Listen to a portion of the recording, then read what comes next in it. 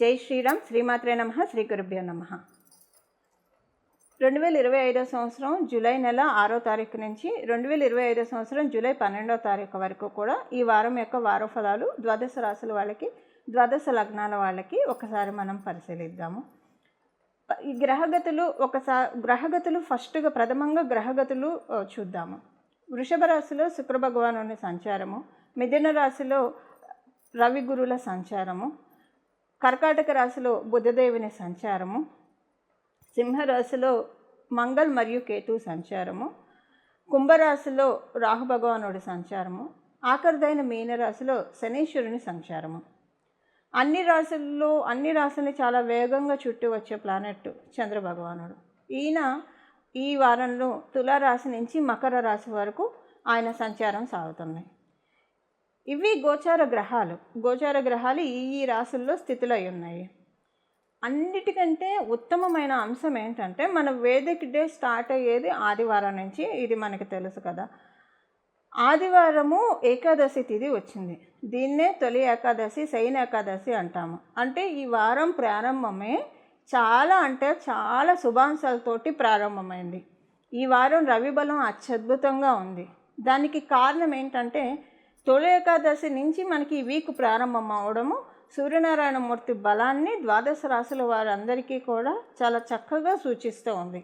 అందులో మనం గోచారంలో కూడా చూసుకుంటే సూర్యనారాయణమూర్తి దేవగురువర్యులైన బృహస్పతితోటి కలిసి మిథున రాశిలో సంచారం చేస్తూ ఉన్నారు. సో ఈ వారము ఇంకా తర్వాత ఉత్తరాయణ పుణ్యకాలము అయిపోయే సమయంలో కూడా ఉన్నాం. తర్వాత దక్షిణాయన పుణ్యకాలం ప్రారంభం అవుతుంది. ఇన్ని విశేషాంశాలు ఈ వారంలో మనకి సూచిస్తూ ఉన్నాయి. ఈ వారంలో మనము అంటే శుక్ర భగవానుడు కూడా చాలా ప్రశాంతంగా ఉన్నాడు. ఆయన స్వరాశి అయిన వృషభ రాశిలో ఆయన సంచారం చేస్తూ ఉన్నాడు. సో ఇన్ని శుభాంశాలతో కూడిన ఈ వారము ద్వాదశ రాశుల వాళ్ళకి ఎలాంటి ఫలితాన్ని ఇస్తుంది, ఈ విషయం ఇప్పుడు మనం పరిశీలిద్దాం. సింహరాశి, సింహ లగ్నంలో పుట్టిన వాళ్ళకి ఈ వారం మీ రాష్ట్రాధిపతి బలం అత్యద్భుతంగా ఉంది, చాలా బాగా ఉంది. ఇలా ఉండడం వల్ల మీకు ఏంటంటే పూర్వజన్మ పుణ్యం యాక్టివేట్ అయ్యే టైం లాగా అనిపిస్తుంది. ఈ వారం శుభశకునాలు చాలా బాగా అనిపిస్తాయి. అంటే మీకు మీ ఇంట్లో వాళ్ళకి చాలా హుషారుగా అనిపిస్తుంది. అంటే నిశ్చేజంగా అస్సలు ఉండరు. ఇప్పుడు మీరు నిశ్చేజంగా ఉన్నారని చెప్పడం నా ఉద్దేశం కాదు. మానసిక రీత్యా, ఆరోగ్య రీత్యా మీ ఇంట్లో వాళ్ళకి కావచ్చు, మీకు కావచ్చు, అని నిస్తేజంగా ఉంటే ఇప్పుడు ఉత్తేజంగా ఉంటారు. అసలు నిస్తేజం అనేది మీకు ఇప్పుడు అప్లికేబిలిటీ ఉండదు. మీరు గవర్నమెంట్ ఉద్యోగానికి ప్రయత్నించాలంటే చాలా మంచి సమయం. ఉద్యోగస్తులకి మీరు ఉద్యోగ ప్రయత్నాలు చేస్తూ ఉంటే అద్భుతమైన సమయము, మీకు అది కలిసి వస్తుంది. ఇంటర్వ్యూస్ అన్నీ టకటక కంప్లీట్గా సక్సెస్ఫుల్గా మీరు ఫినిష్ చేస్తారు. అలాగే ఉద్యోగస్తులు ఉద్యోగం కోసం ప్రయత్నించట్లేదు, మీ ఉద్యోగం మీరు చేసుకుంటూ ఉన్నారు. మీకు చాలా మంచి అంటే మీ పై అధికారుల యొక్క గుర్తింపు మీకు దొరుకుతుంది, గౌరవం పెరుగుతుంది. మీకు మీ ఉద్యోగ స్థలంలో చాలా సంతృప్తిగా అనిపిస్తుంది. అంతకు ముందుతో మీరు కంపేర్ చేస్తే ఈ వారం మీకు చాలా సంతృప్తిగా వెళ్తుంది ఉద్యోగంలో. వ్యాపారస్తులకి అదృష్టం పడుతుంది. వ్యాపారస్తులకి కొన్ని కాంట్రాక్ట్స్ వస్తాయి.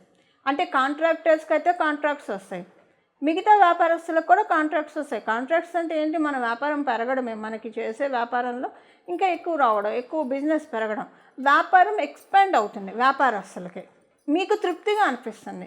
ఇన్నాళ్ళు మీకు వచ్చిన వ్యాపార లబ్ధి అనేది తృప్తి కలిగించవచ్చు కాక ఒక్కోసారి అసంతృప్తికి లోబడవచ్చు కాక, కానీ ఈ వారం ఏంటంటే మీకు చక్కటి ఆత్మతృప్తితోటి మీరు మీ పనులు చేసుకుంటారు.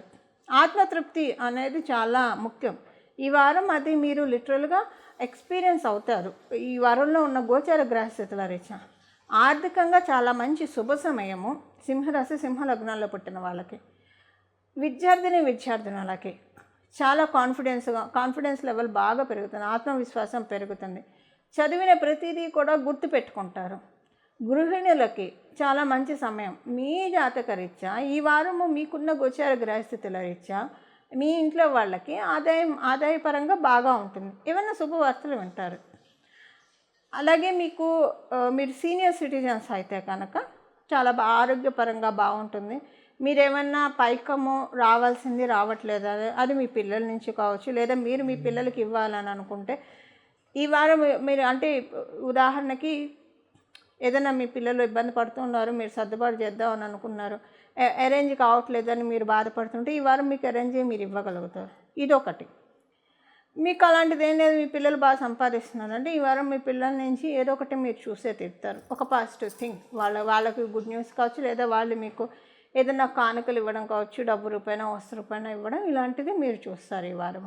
ఇది ఈ వారం ఉన్న గోచార గ్రహస్థితుల ఫలితాలు సింహరాశి సింహలగ్నంలో పుట్టిన వాళ్ళకి. ఈ వారము ద్వాదశ రాశులు వాళ్ళు చేసుకోవాల్సిన పరిహారము, సూర్యనారాయణమూర్తి బలం అత్యద్భుతంగా ఉండడం వలన ఈ వారం మొత్తం కూడా సూర్యనారాయణమూర్తి ఆరాధన చాలా మంచి ఫలితాన్ని ఇస్తుంది. ఏకాదశి ఆదివారంతో కూడి వచ్చింది మనకి.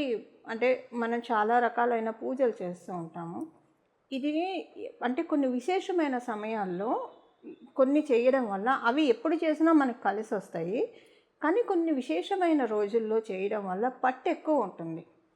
అందులో ఒకటి రామదేవుని కథ. అంటే మీ అందరికీ కుదిరితే చేయడానికి ప్రయత్నించండి. మీరు ఏ పూజా స్టోర్స్కి వెళ్ళినా రామదేవుని కథ అనే బుక్ దొరుకుతుంది. అదేంటంటే 5 గురువారాలు 5 ఆదివారాలు చేయాలి. ఇంటికి మామిడి తోరణాలు కట్టాలి, ఆవు నెత్తితో దీపారాధన చేయాలి, ఆవు పాలు గోధుమ నూక పంచదార కలిపి ప్రసాదం చేసి ఉడికించి 5 ఉండలు చేసి ఒక కుండ రామచంద్రమూర్తికి, ఒక కుండ బ్రాహ్మణుడికి, ఒక కుండ ముత్తైదుకి, ఒక కుండ బంధుమిత్రాదులకి, ఒక కుండ పంచిపెట్టి మనం ఒక కుండ తినాలని చెప్పి అందులో కథలో ఉంటుంది. మనకి ప్రొసీజర్ అంతా కథలో ఉంటుంది. ఇది చాలా అంటే చాలా మంచి ఫలితాన్ని ఇస్తుంది. సూర్యనారాయణమూర్తి బలాన్ని లిటరల్గా పెంచేస్తుంది. ఇక్షాకుల వంశ తిలకుడు కదా రామచంద్రమూర్తి. ఇక్షాకుల వంశానికి ఆరాధ్య దైవం ఎవరు? సూర్యనారాయణమూర్తే కదా. ఒక్కసారి మీరు అంటే ఇది నేను చేశాను, చాలామందికి చెప్పడం కూడా జరిగింది. ఇది చేసిన తర్వాత చాలామంది మంచి రిజల్ట్స్ కూడా చూశారు. మీకు చెయ్యాలి అని అనిపిస్తే కనుక ఇది చాలా అంటే చాలా అంటే అందులో ఏముండదు. రామచంద్రమూర్తి జననము, ఆయన పట్టాభిషిక్తుడు అయ్యే వరకు కూడా బ్రీఫ్గా ఉంటుంది. దశరథ మహారాజుకి 3 భార్యలు, కౌసల్య, సుమిత్ర, కైకేయి, అంటే చాలా బ్రీఫ్గా చెప్తున్నాను. కౌసల్య, సుమిత్ర, కైకేయి వాళ్ళకి ఎంత కాలానికి సంతానం కలగకపోయేసరికి పుత్రకామేష్య యాగం చేసినప్పుడు దేవతలు మెచ్చి పాయస పాత్రను ఇస్తే అది తన భార్యలకు ఇచ్చినప్పుడు 3 మహారాణులు అది భుజించంగానే గర్భవతులు అయ్యారు. 9 మాసాలు నిండంగానే చైత్రశుద్ధ నవమి నాడు శుక్లపక్షంలో పునర్వసు నక్షత్రంలో రామచంద్రమూర్తి జననము, అలాగే లక్ష్మణ భర్త శత్రుఘ్నుల జననము. వాడు దినదిన ప్రవర్ధమానులై బాలచంద్రుల వలె వెలుగుతూ ఉన్నప్పుడు దశరథ మహారాజుని విశ్వామిత్ర మహర్షి వచ్చి యాగ సంరక్షణార్థం యాగం చేస్తూ ఉంటే రాక్షసులు, తాటకి మొదలగు రాక్షసులు వచ్చి యాగాన్ని భగ్నపరుస్తూ ఉన్నారు. రక్తము ఇలాంటివి యాగంలో పోస్తూ. సో రక్షణ కోసం రామలక్ష్మణుని పంపించమన్నప్పుడు దశరథ మహారాజు అంగీకరించి వాళ్ళిద్దరిని పంపించడము. అప్పుడు మధ్యలో ముని వాళ్ళిద్దరికీ బల అతిబల విద్యలు, ఈ విద్యలు ఏంటంటే ఆకలి దప్పుని జయించడానికి ఇవి చెప్పి తీసుకువెళ్ళారు. రామచంద్రమూర్తి యాగ సంరక్షణార్థం నిమిత్తం తాటకిని చంపాడు. అలాగే శివుని విల్లి వంచి సీతామహాసాధ్విని పెళ్లి చేసుకోవడము, అహల్య శాప విమోచనం చేయడము, కైకవరం చేత 14 ఏళ్ళు వనవాసానికి వెళ్ళడము, అజ్ఞానంతో వచ్చి రావణాసురుడు సీతామహాసాధ్విని చెరపట్టి తీసుకువెళ్ళడము, తర్వాత లంకాపురానికి వెళ్ళడము, లంకా దహనం చేయడము, విభీషణుడికి రావణాసుని వధించి విభీషణుడికి పట్టం కట్టి తిరిగి అయోధ్యకి తిరిగి వచ్చి సుఖంగా పట్టాభిషిక్తులై రాజ్యం వెళ్తూ ఉన్నారు. అంటే మన రామాయణం ఉన్నదే బ్రీఫ్గా ఇందులో ఉన్నది. పట్టాభిషిక్తం వరకు ఉంది. అంటే మనము రామచంద్రమూర్తిని ప్రతి ఆదివారము రామచంద్రమూర్తి కథ బ్రీఫ్గా అంటే చాలా బ్రీఫ్గా ఉంది, కానీ మొత్తం మనకు కవర్ అవుతుంది. మన రామాయణం మొత్తం మనం చదవడం కష్టం ఒక రోజులో. సో ఇండైరెక్ట్గా రామాయణం మొత్తం, అసలు రామాయణం మొత్తం చదవాలి. రామాయణ గ్రంథం మన ఇంట్లో ఉండాలి, అది చేయాలి. ఇది ప్రతి గురువారం ప్రతి ఆదివారము రామచంద్రమూర్తికి సంబంధించిన ఈ కథను చదువుతూ ఉండడం వల్ల హనుమత్ ప్రసన్నతను పొందుతారు. నేనైతే హనుమత్ ప్రసన్నతను పొందాను, ఖచ్చితంగా పొందాను. నేను ఎప్పుడు కాదు, ఇది నేను ఎప్పుడైతే చేశానో ఒక 6 సంవత్సరాల క్రితం, ఒక 10 సంవత్సరాల క్రితం చేశాను. ఇది చేసిన తర్వాత నుంచి నా జీవితంలో వెనక్కి తిరిగి చూసుకునే పరిస్థితులు నాకు ఎప్పుడూ రాలేదు. నేను ప్రతి గురువారం ప్రతి ఆదివారం అంటే నేను ఆ కథ చదువుకుని అక్షంతలు అయితే వేసుకుంటాను, ఎందుకంటే నాకు అంత సెంటిమెంట్ ఆ కథ. చాలామందికి చెప్పాను, అందరికీ మంచి జరిగింది. ఇప్పుడు ఇదంతా ఎందుకు చెప్తున్నానంటే ఈ వారము చాలా బాగుంది. సూర్యనారాయణమూర్తి పట్టు పర్ఫెక్ట్గా ఉన్న సమయము గోచారంలో కూడా మనం చూసుకుంటే ఈ సమయంలో మనకి ఇంకా పంచాంగ గణన లెక్కల ప్రకారం కూడా ఏకాదశి ఆదివారం రావడము, ఇవన్నీ ఇన్ని శుభాంశాలతో కూడి ఉన్నది. మనందరి జీవితంలో శుభత్వం రావడానికి రామదేవుని కథ మీకు ఏ పూజా స్టోర్స్లో అయినా దొరుకుతుంది. బుక్కులు, భక్తి బుక్కులు అమ్మే షాపుల్లో దొరుకుతాయి. తెచ్చి చేయడానికి ప్రయత్నించండి. 5 గురువారాలు, 5 ఆదివారాలు. ఇవన్నీ మేము చేయలేమండి అని అనుకున్నప్పుడు రామదేవుని కథ అంటే ఇప్పుడు మనం తెలుసుకున్న, ఇప్పుడు నేను చెప్పాను కదా, ఇది మీకు తెలుసు కదా మనకి రామాయణము. అదైనా సరే బ్రీఫ్గా మీ మనసులో నెమరు వేసుకోండి. ఆదివారాలు, గురువారాలు, ప్రతి ఆదివారం, ప్రతి గురువారము, ఈ ఆదివారం నుంచి మొదలు పెట్టండి. చాలా మంచి ఫలితాలు వస్తాయి. ఇవేమీ చేయలేము. శ్రీరామ రామ రామ, శ్రీరామ రామ రామ, శ్రీరామ రామ రామ, ఏదన్నా చేసుకోండి. అంటే మీరు చేసుకుంటారు, మీరంతా నాకు తెలుసు. అందరికీ భక్తిభావం కలవాళ్ళే.